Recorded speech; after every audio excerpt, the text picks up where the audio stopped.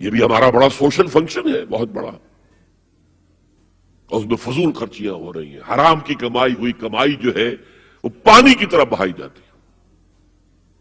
ابھی مجھے ایک صاحب نے بتایا کہ ممبئی میں 2 شادیاں ہوئی ہیں مسلمانوں میں، ایک میں 1.5 کروڑ روپیہ خرچ ہوا، ایک میں 80 لاکھ خرچ ہوا۔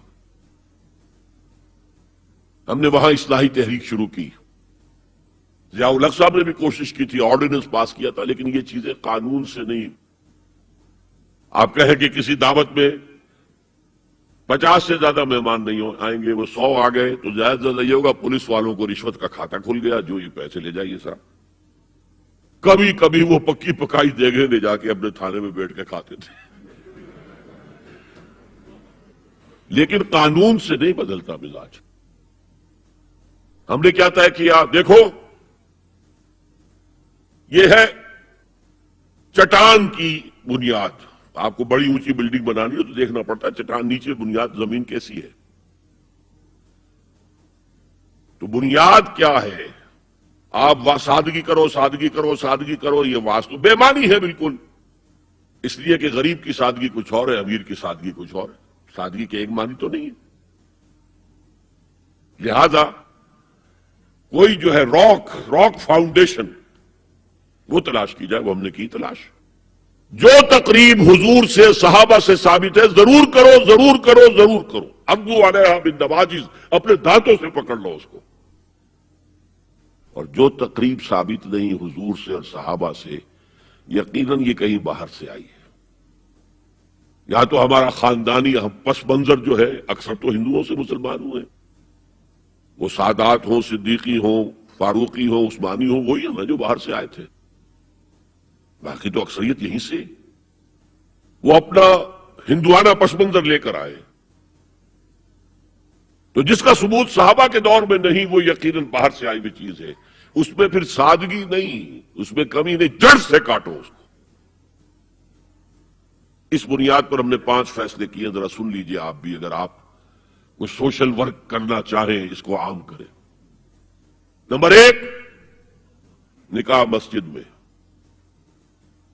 حدیث موجود ہے، ترمذی شریف کی روایت، اعلنوا ھذا النکاح واجعلوہ فی المساجد، نکاح کا اعلان عام کیا کرو، مسجدوں میں منعقد کیا کرو۔ میں حیران ہوتا ہوں کیوں نہیں علماء کرام نے اس کی طرف توجہ دلائی۔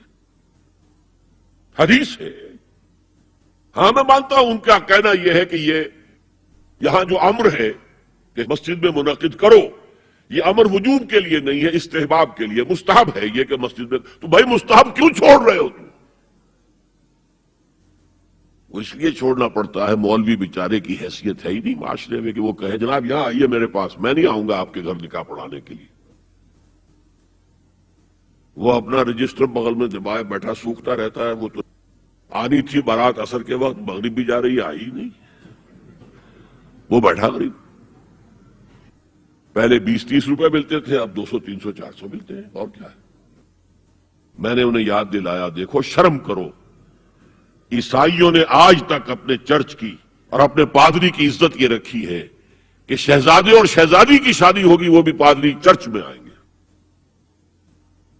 شہزادے کی شادی ہو رہی ہے تو جو ان کی پارلیمنٹ کے ساتھ ہے چرچ، وہاں شادی ہوگی۔ وہاں پردہ نہیں ہے، لڑکا لڑکی دونوں آمنے سامنے کھڑے ہو کر قول و قرار کریں گے۔ ہمارے ہاں پردہ ہے تو اس لیے لڑکی کے گھر بھی جائیں گے تو لڑکی تو محفل میں نہیں آئے گی، لڑکی کا ایک وکیل ہوگا، وہ وکیل اجازت لے کر آئے گا، 2 اس کے گواہ ہوں گے، اس کے سامنے اجازت لی گئی، پھر وہ نکاح خواہ کو اجازت دیں گے، وہ نکاح پڑھا دیں گے۔ پہلی بات یہ ہو گئی کہ نکاح مسجد میں۔ نمبر 2، نکاح کے موقع پر کوئی دعوت طعام نہیں، کوئی ثابت نہیں۔ دعوت طعام صرف ایک ہے، وہ ولیمہ ہے، اور اس قدر معقول بات ہے، سب باپ اپنے سینوں پر ہاتھ رکھ کر سوچیں اور میری بات سنیں، کیا بیٹی کو گھر سے رخصت کرنے کا وقت جو ہے وہ خوشی کا وقت ہوتا ہے؟ جب بیٹی گھر سے جا رہی ہو، کوئی جانور بھی آپ قربانی کے لیے، کوئی مینڈھا کو بکرا لے آئیں 8-10 دن پہلے اور بچے مانوس ہو جائیں تو وہ جب آپ ذبح کرتے ہیں تو پچھاڑے کھاتے ہیں کہ نہیں بچے؟ اور یہ لخت جگر ہے، نور چشم ہے، 18 20 22 برس گھر میں رہی ہے، وہ جا رہی ہے.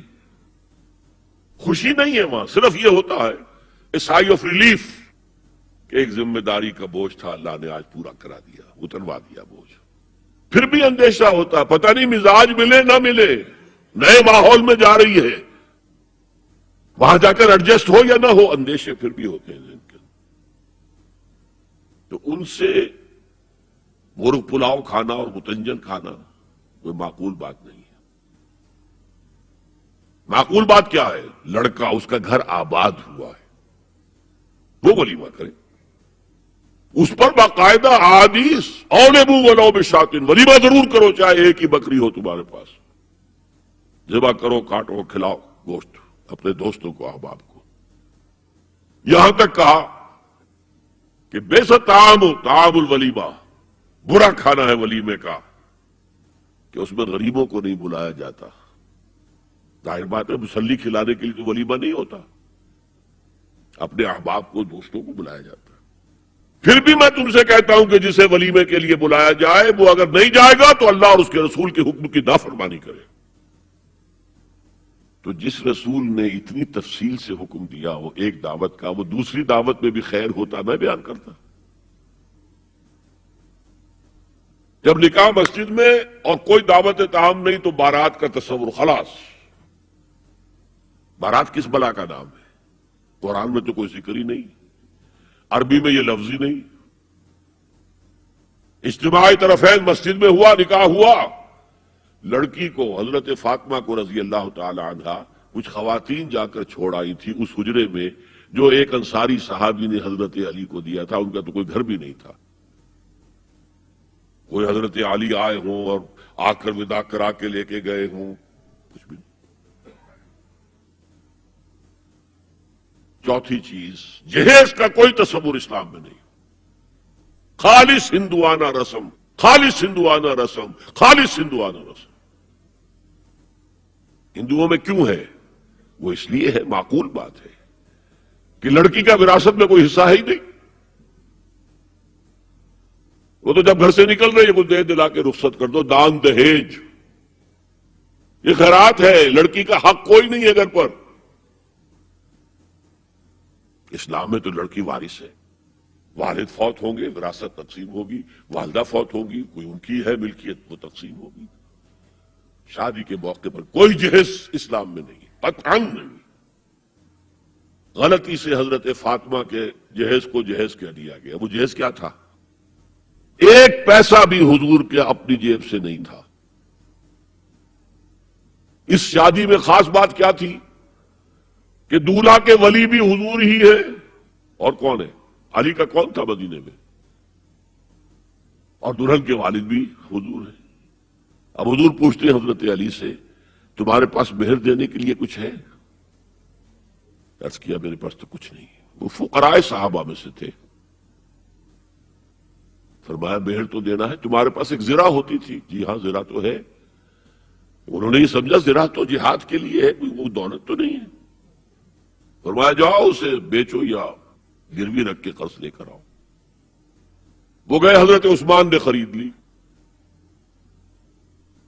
اور کچھ دنوں کے بعد واپس کر دی ہدیتاً. یہ زرہ میں ہدیہ آپ کو کر رہا ہوں. اس وقت اگر کہتے چھوڑو علی، کہاں تو لو میں پیسے دے دیتا ہوں تمہیں، تو ان کی طبیعت پر بار ہوتا.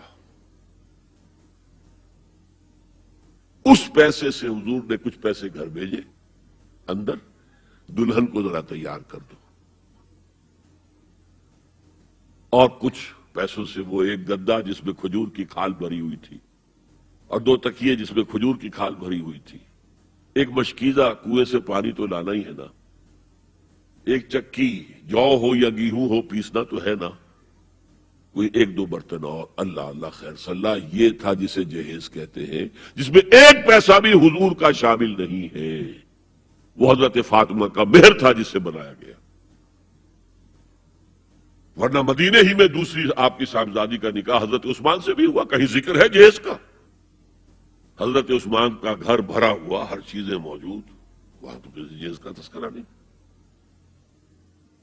بہرحال یہ شادی کو آسان کرو जिना को मुश्किल बनाओ। यहां शादी के लिए 9 मन तेल होगा तो राधा नाचेगी, वरना यह कि बड़ी हो रही है, उम्र हो रही है, सब कुछ हो रहा है, लेकिन कुछ तकाजे तो है ना, आखिर कुछ तो करना होता है ना, आखिर कुछ ना कुछ लोगों को तो खाना खिलाना ही होता है ना, बारात तो आखिर आएगी ही ना, कुछ ना कुछ तो देना ही होगा, कुछ जोड़े कपड़े, कुछ ये। इस्लाम का फलसफा जो मैंने 4-5 बातें आपको बता, फलसफा ये है कि लड़की के बाप पर 1 पैसे का बोझ नहीं। उसने लड़की पाल पोस के तुम्हारे हवाले कर दिया, अब और क्या चाहते हो तुम? सारा मर्द आजमा मर्द आफरी, मर्द को चैलेंज दिया है, तुम मर्द हो, मेहर तुम दोगे। और सबसे बढ़कर क्या हो रहा है, आजकल भी होता है, वो हमारे एक कुछ काम होते हैं इस्लामी, वो भी है, कुछ वही हिंदुआना पस मंजर। निकाह की महफिल में छुआरे कौन लेके आता है जी? लड़के वाले। और पुलाव किन से खाते हैं भाई? जिस वो तुम्हें वो पुलाव खिला रहा है वो छुआरे नहीं बांट सकता था। यह है इस्लाम और गैर इस्लाम का इम्तिजाज। छुआरे लड़के वाले लेकर आएंगे और फिर दावत उड़ाएंगे लड़की वालों की तरफ से।